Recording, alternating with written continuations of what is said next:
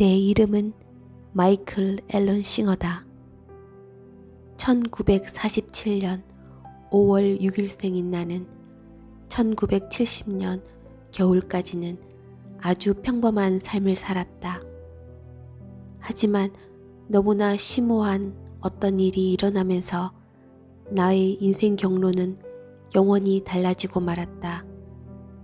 1970년 그 운명의 날에 나는 로니와 함께 소파에 앉아 있었다. 그때 우리가 정확히 무슨 얘기를 했는지는 기억나지 않는다.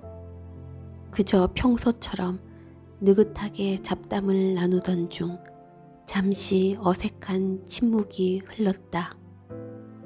침묵이 불편해진 나는 나도 모르게 다음에 할 말을 찾고 있었다. 이전에도 이런 상황에 처한 적은 여러 번 있었다. 그러나 이번에는 왠지 상당히 달랐다. 예전처럼 어색해하면서 할 말을 찾는 대신 나는 내가 불편함을 느끼며 할 말을 찾고 있음을 알아차렸다. 태어나서 처음으로 내 마음과 감정에서 떨어져 나와 그것을 지켜본 것이다.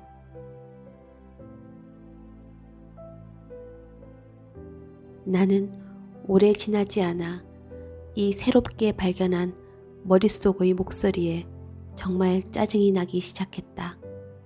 그건 영화관에 앉았는데 바로 옆자리 사람이 한시도 쉬지 않고 계속 떠들어대는 것과도 같았다. 그 목소리를 관찰하고 있다 보니 내 존재, 내면 깊은 곳의 무엇이 그 입을 다물게 하고 싶어 했다. 이 목소리가 멈추면 어떤 기분일까? 나는 내면의 침묵을 간절히 원하기 시작했다. 그 첫 번째 경험이 있은 지 며칠 만에 내 삶의 패턴은 변하기 시작했다. 나는 집 근처 숲속으로 나가기 시작했다. 나무 사이의 공터에 앉아 그 목소리에게 조용히 해달라고 말했다. 당연히 먹히지 않았다. 어떤 방법도 소용이 없는 것 같았다.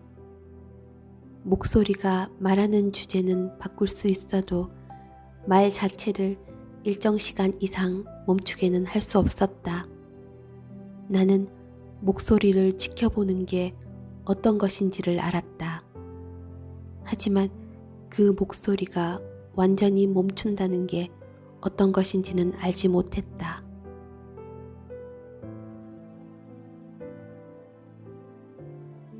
내가 뭔가를 볼 때마다 목소리는 거기다 사족을 달았다.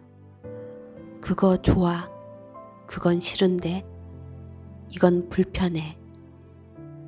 이 모든 사태를 지켜보는데 익숙해지면 질수록 몇 가지 의문이 자연스레 떠올랐다. 왜 이 목소리는 한시도 쉬지 않고 말을 하는 걸까? 어떤 대상이 보이면 나는 그걸 보고 있다는 사실을 바로 안다.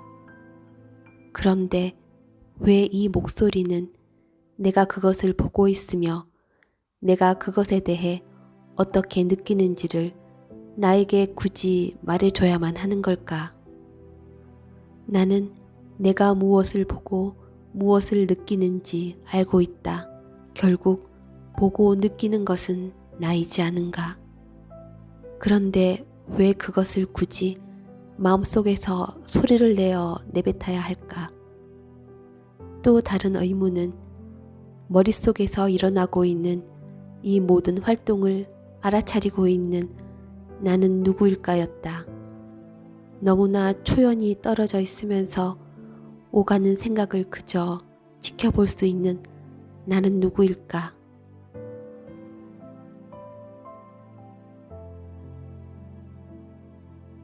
나는 선불교에 대한 책을 훑어보기 시작했다. 몇 분 지나지 않아 이것이 내면의 그 목소리를 다루고 있는 책임을 단박에 깨달았다. 심장이 쿵 하고 떨어졌다. 숨을 쉴 수가 없었다. 분명 이 책은 목소리의 주절거림을 멈추는 법에 대해 이야기하고 있었다. 구구절절 마음을 입 다물게 만드는 법에 대해 이야기하고 있었다. 책에서는 마음의 배후에 있는 자를 참자라고 지칭했다. 내가 그토록 찾고 있던 것을 드디어 찾은 것이다. 책이 말하는 바는 매우 분명하고 명료했다. 마음에 관해서 읽고 말하고 생각하기를 멈추라. 그저 그것을 조용히 침묵시키는데 필요한 일을 하라. 그 필요하다는 일 역시 모호하지 않고 명확했다. 바로 명상이었다.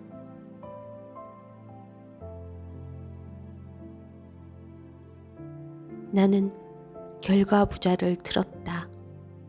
나는 등과 목을 바르게 펴고 배의 들고남을 집중하면서 호흡을 지켜보기 시작했다. 숨을 천천히 내쉴 때마다 따뜻하고 기분 좋은 어떤 감각이 배 아랫부분에 가득 퍼졌다. 그 감각이 너무나 좋아 내 주의는 자연스레 그곳으로 집중되었다. 잠시 동안 나는 그 아름다운 체험 속에 말 그대로 푹 빠져버리고 말았다. 나는 약간 멍하게 크나큰 평화를 맛보며 그곳에 앉아 있었다. 그런데 실로 놀라운 일이 일어났다. 나라는 의식의 자리 뒤편에서 어떤 소리가 우렁차게 울려 퍼졌다. 그것은 매우 준엄하게 말했다. 너는 너희 너머에 무엇이 있는지 알고 싶은가, 알고 싶지 않은가. 그것은 내가 그토록 맞씨름을 해온 그 마음의 목소리가 아니었다.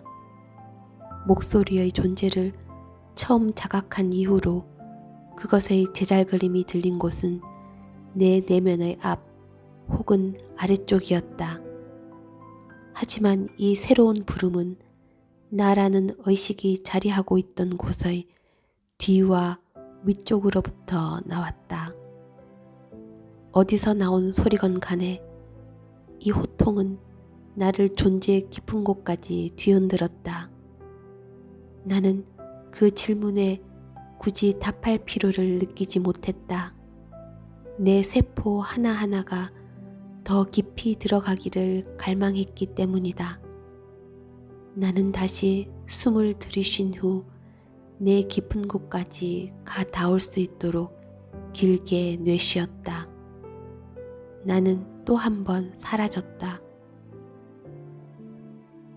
주변에 대한 인식이 돌아오면서 내가 제일 먼저 알아차린 것은 앞서 경험한 외부의 에너지 흐름이 내 안으로 빨려 들어왔다는 사실이다.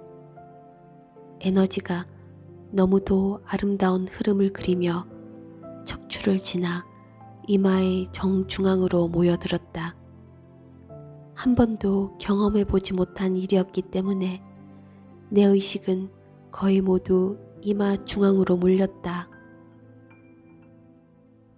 불평, 불만도 없었고 어떻게 해야 괜찮아진다는 머릿속의 찌꺼림도 없었다. 그저 의식만이 의식하는 대상과 완벽하게 평화를 이루고 있는 의식만이 존재했다. 모든 것이 너무나 아름다웠고 고요했다. 그 고요함, 그 절대적인 고요, 외부의 소리마저도 그 정적을 깰 수는 없었다. 외부에는 소리가 존재했지만 내 내면의 그 자리로부터는 너무나 멀리 떨어져 있는 것처럼 느껴졌다. 마치 성체를 둘러싼 도랑못처럼 내 고양된 상태를 둘러싸고 있는 두터운 평화가 그 어떤 것의 접근도 허락하지 않았다.